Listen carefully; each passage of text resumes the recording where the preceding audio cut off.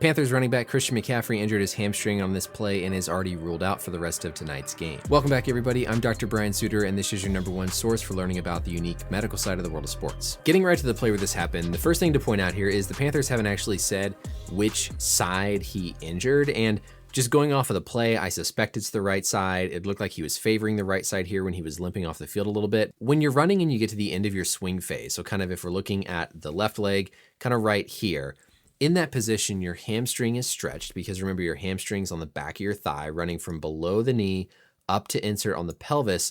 So at the end of that terminal swing phase, your hamstring is being stretched. And then it's eccentrically contracting from that lengthened position to then pull your leg backwards to drive your body forwards. So this is one of the susceptible positions for a hamstring injury. Here on McCaffrey's right side, right there, he swings that right leg forward, and then as he kind of pulls back with it, you'll see that's where he kind of hops up and makes that little stutter step. So I suspect that it was at that moment when the hamstring injury occurred, kind of right here at that terminal swing phase.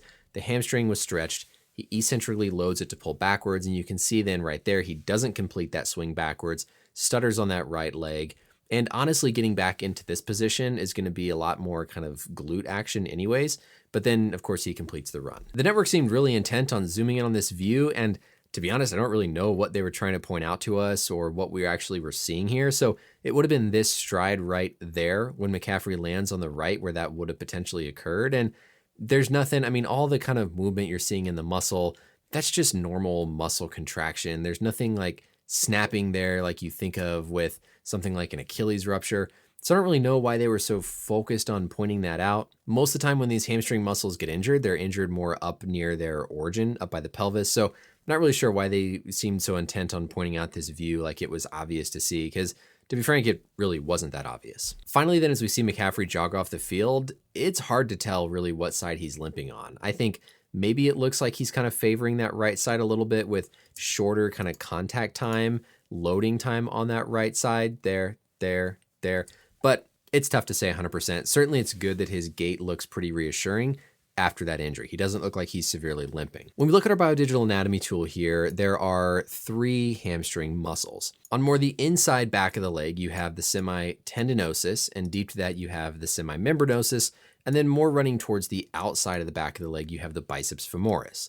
The biceps femoris has a long head and then also a short head that originates off the back of the femur, but generally you can think of there being 3 hamstring muscles. More detailed up at their origin on the ischial tuberosity, you can see that the biceps femoris and the semitendinosus are kind of joined together here. They form what we call the conjoint tendon, and then the semimembranosus is a little bit more on its own, off towards the outside. When we talk about hamstring injuries, of course, we can have injuries where the muscle fibers just tear, typically occurring in the biceps femoris, or we can have where the tendons basically rupture or tear and pull down away from the bone. In particular, if 2 of the 3 tendons are ruptured away from the bone and they're retracted more than 2 centimeters is often a criteria used, that's one indication for surgery, but there's a lot more that goes into the specifics of each of these injuries. So based purely on what we see from the footage, there's zero way to predict if McCaffrey is going to need something like a surgery. If we look from the side though, what I want you to understand is how the hamstrings go from kind of the pelvis above the hip joint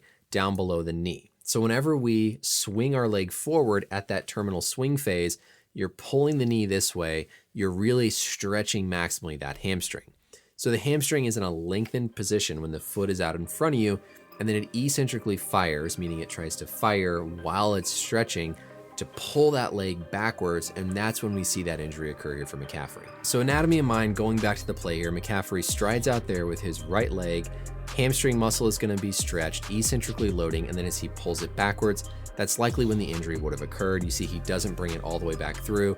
He kind of stutter steps there before completing the rest of his run. It might be a little embarrassing if it turns out it's his left hamstring, but we didn't have any word. Hamstring injury, it doesn't matter if it's his left side or his right side.